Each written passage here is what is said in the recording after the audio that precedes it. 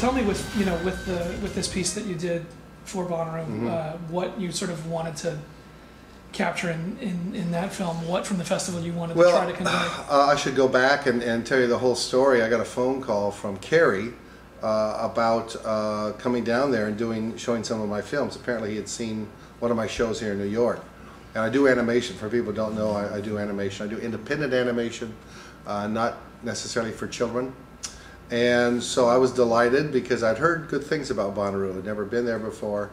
So I thought it'd be kind of fun to go down there. So they brought me down there, and there's a huge tent, wonderful large tent where they showed my animation. It was a wonderful reception, and then that day I got to walk around, see some of the bands. I went to the comedy tent, I went to the vaudeville tent, went to the music, obviously, some of the music stuff. And so I was really impressed by the wide range of entertainment they had there. So when Kerry asked me to do a trailer for this year to represent the festival, I tried to bring in all those elements of different kinds of music, comedians, vaudeville, just the whole variety of entertainment that went on there.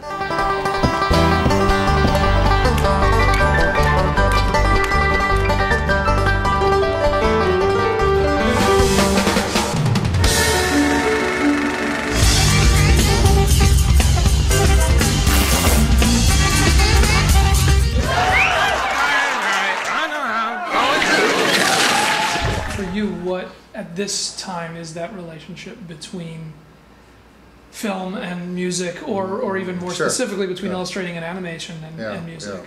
You can see it in my films, the love of music, the love of real sort of homegrown music, roots music. I really appreciate that kind of style. I'm not into big orchestras or heavy digital kind of music. I like kind of music that comes from the streets. It comes from simple people, and it just goes right to the heart. You know, just really regular kind of emotional music. For example, I have a new film now.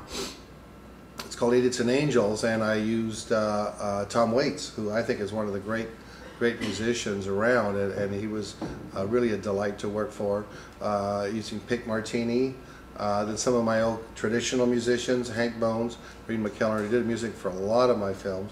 Larry Campbell, of course, who, as you know, played pedal steel with Bob Dylan and Phil Lesh and Levon Helm. So, and I know he's going to be at Bonnaroo, and I'm sorry I'm not going to be there to listen to him. But that's the kind of music I'm really attracted to, and when I make my films, I look for that. I shouldn't say look. I listen for that kind of music to put in my films. Do you think that there is some special relationship between illustration and music? I mean, obviously, whether it's the the Fillmore posters or the Kelly Mouse tradition or R. Crumb and his relationship to old time music, and I mean, it seems like there's something, there's some sort of spiritual bond between that. That kind of art and I'll be more specific than that. I think that a lot of the great animation from the past owes its debt to music. Animation has no real basis for reality. There's no rules really. You can do whatever you want.